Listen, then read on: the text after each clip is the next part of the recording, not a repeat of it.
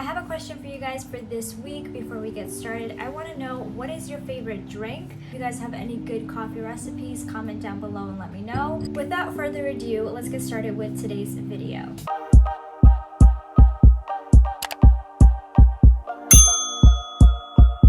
So today we're going to be talking about how to write a strong personal statement, and these tips are going to be helpful for anyone, in high school applying to college, or any college students applying to graduate programs like medical school and master's programs and things like that. I'm going to be discussing the purpose of a personal statement, the general structure you want to follow, and I'm going to be going over some things you want to ask yourself, some possible topics you can touch on, the do's and don'ts. So I hope you guys enjoy, and let's get started. So the purpose of a personal statement is to show the schools how prepared you are to get started. They want to see how you have used the experiences in your life to develop and grow, and what traits you possess. So this is the opportunity for you to really stand out and highlight your unique traits and characteristics.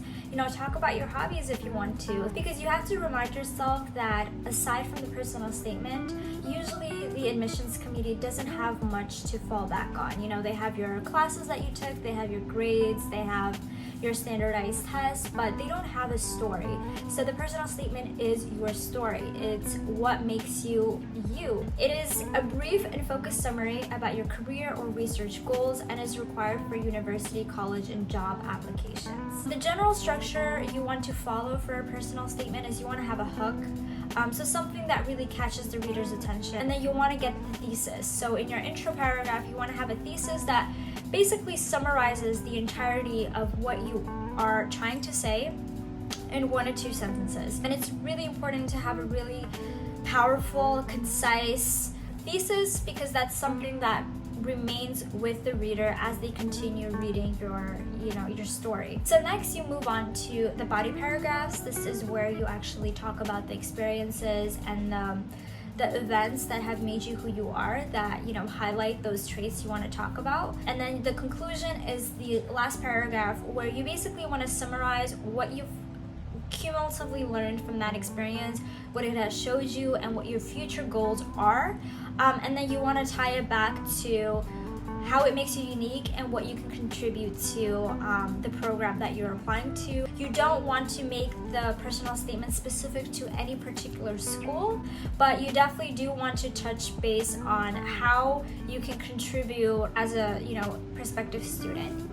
So some things you want to ask yourself: what is something special, unique, and distinctive about you? And I know that's easier said than done. A lot of us think that there's nothing unique about ourselves, and it takes time for us to really find those things and reflect on them. But I guarantee you, all of us have unique traits about ourselves. Think about what you do for fun, think about what your interests are, think about why you want to be whatever your future career is. If you want to be a police officer, think about why you want to do that. You want to be a teacher, think about what makes you want to teach others. If you want to be a doctor, why do you want to help others? Also think about the skills that you possess, because these are things you want to constantly touch on in your personal statement. Leadership, communication, things like that, because it shows that you are someone that can contribute these skills to the student body. So possible topics, you don't want to use all of these obviously in a personal statement. Just pick 1 or 2, possibly 3 that you can interweave into your story. So your motivations going into college, going into graduate school, what makes you start this journey. Talk about your family background. Are you an immigrant? Did you have some sort of cultural story or tradition that really embodies who you are, that you want to share with others? Talk about your role models and your culture. What extracurriculars and volunteer activities have taught you so much. How have they moved you? Use anecdotes, use patient stories. Don't use real names, but just use stories that really illustrate these growth points. Talk about your future plans, your short-term, your long-term goals. If you're going to graduate school, if you're applying to medical school especially, you're talking about why you want to go into that field. You want to talk about, why you want to be a doctor, why you want to do research, why you want to go to a master's program, whatever that may be. So talk about those short-term and long-term goals. You know, where do you see yourself in 10 years? Things like that. I don't like this, but if you have some sort of a really big red flag, you know, like academic dismissal, academic dishonesty, suspension, things like that, that are really big red flags. If there's no other opportunities to explain yourself, the personal statement can be used as the space to sort of explain yourself and show the admissions committee how you have learned from that experience and outgrown it. I definitely think it should not be the focal point of your personal statement. It should just be, you know, something that maybe you mention, you know, somewhere in between or somewhere at the end, just to kind of touch base on that. And if there's other spaces to kind of talk about these challenges, use those spaces for that specifically, and use the personal statement as an opportunity to highlight the positive things about you. So now some things you want to really do and focus on is using illustrative examples and events. The more illustrative it is, you don't want to be super poetic about it, but at the same time, you do want to show and not tell. So, you know, if you're trying to say something, use examples, use events, use, you know, anecdotes that really highlight and illustrate what you're trying to say, because that's going to make a really big impact on the reader, and it's going to keep them engaged and really interested in what you're trying to say. And then have a unified theme, especially if you're talking about multiple events, kind of accumulating into this one big learning lesson. You want to stay focused and have a unified theme. You know, what are you trying to say? What are you trying to get across to the reader? And that is why I think having a really strong and concise thesis helps, because it is kind of your theme. It's something that every paragraph that you have is going to. So next, what I typically do is I will free write. So I don't have any character limits in mind. I don't have a structure in mind. I just sort of write whatever comes to me, whatever I want to express, whatever events, stories sort of come to me, and I start writing. That's my initial phase of writing a personal statement. The second phase is what I do is I start looking at what I want to take out. I look at redundancies, I look at repetitive phrases and words, I look at the general structure. So that's when I'll start kind of moving the pieces around like a puzzle.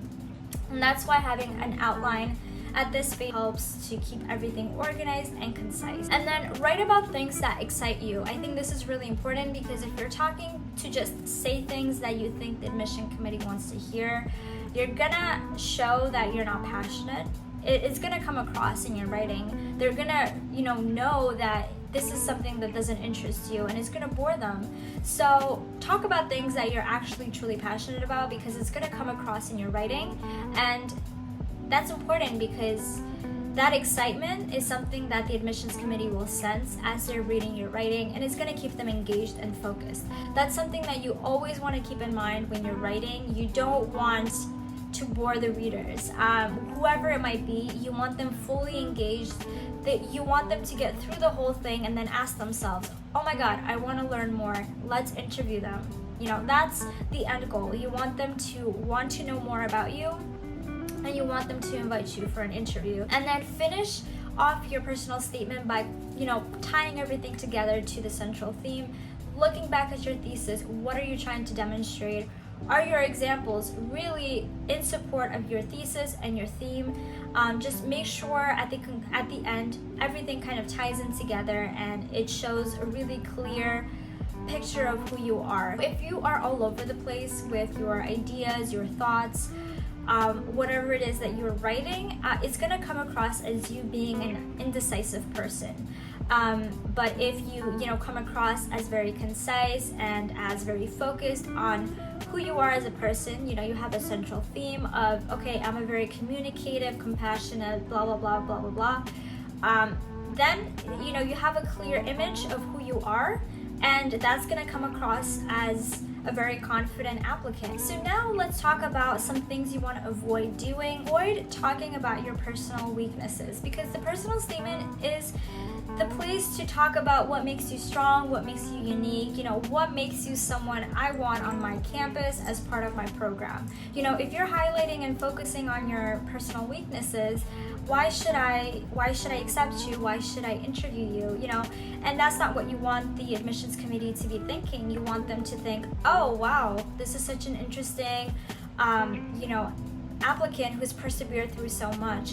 I think they would be a great contribution to our student body. Let's get to know them a little bit more. And then you don't want to have any grammar or spelling mistakes. It shows that you didn't put a lot of effort into proofreading your writing. And you always want to have, maybe 3 or 4 people looking over your personal statement. One person might be really good at picking up on the grammar mistakes, they're the grammar police. Another person might be really good at picking up the flow of your writing, the structure and the theme of your writing. And then someone else might be your friend. They can offer you some more personal advice. Someone might be a teacher. They might provide you a perspective coming from someone more formal and academic. So it's really important to have a balance of those different types of editors. You don't want to have too many people looking over your writing either. I would say 2 to 4 people is the best. Another thing you want to avoid is obviously swearing, abbreviations, indecisiveness, lies, excuses, and complaints. You never want to bring someone down. If you're talking about a profession that you didn't connect with, or you're talking about a bad incident, you never want to bring that particular person or that particular profession down, because that just comes off as very rude and unprofessional. And professionalism is a huge component of being accepted to college or graduate school, whatever it might be. Another thing you want to avoid is repetitive and redundant sentences and phrases. 2 sentences are phrased differently, but they're saying the same thing pretty much.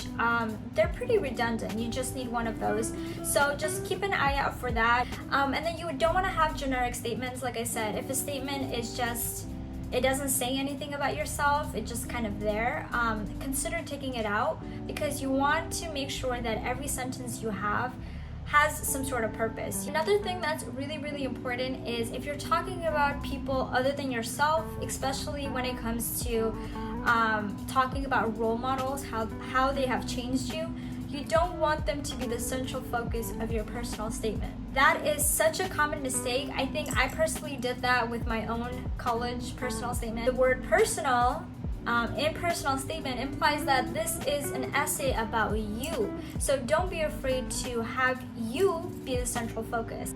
Honestly, this is the platform for you to showcase yourself. And you can use, role models to highlight how they have changed you, but you want to bring it back to yourself, and you want yourself to be the central focus. More mistakes that you want to avoid is do not use overly complicated words. If you're just, picking up synonyms from a thesaurus, just Googling them, this is not an SAT exam. Make it sound natural, make it sound like something you would say. Avoid cliches, controversial and political topics. Just don't do that. Cliches are boring. They've been repeated so many times, ever since that's something that's always said in personal statements. I think I even did that. And then controversial and political topics, you never want to polarize anyone reading your essay. They might not sit well with whoever's reading. You just have no control over, what their beliefs are. So just avoid this, potential risk. And of course, do not ever lie. I know this is obvious, but just do not ever lie. If you're exaggerating something or, trying to kind of showcase yourself, it's okay to brag, but don't exaggerate it to the point that it's a lie, because integrity is the number one thing you never want anyone to question, because that's the foundation of you as an applicant. If you don't have integrity, then your whole application falls apart. So thank you guys for watching. If you guys saw me looking over this way, it's because I have notes that I was referencing just to make sure I didn't forget any important information. I hope you guys found this video helpful. If you did, please thumbs up, as it lets me know that you guys enjoyed this. And if you guys have any future video suggestions, leave them down in the comments below. Thank you guys for watching. See you guys later. Bye.